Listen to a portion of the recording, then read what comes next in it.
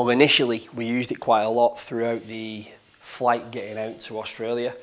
We recognised that with Sean having an injury during the grand final that he might have swelling, he might have an effect from being on the flight.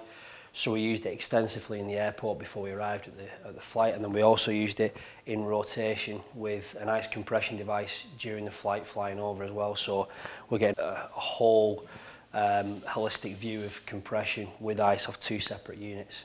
Obviously you can see it's quite an easy way to put on. It's a zip up right to the top. It goes relatively high into the groin area. There's chambers throughout each part of the leg. When you're in position, it's in a relaxed posture. The machine here is not plugged in at the minute, so we've got the battery set up. We click the machine on. Dependent upon which protocol we're using, we just press play if it's on the correct protocol and time, or we can change the pressure, obviously depending on the player, so we can go heavier with the pressure, we can go for a longer period of time. For this particular protocol, we just go what's already set up.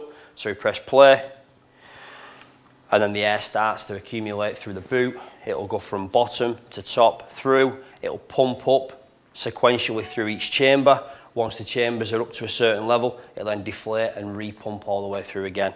So obviously we're getting that circulation drive where we're trying to push fluid from the bottom up to the top, where we've got a drainage point at the top of the hip.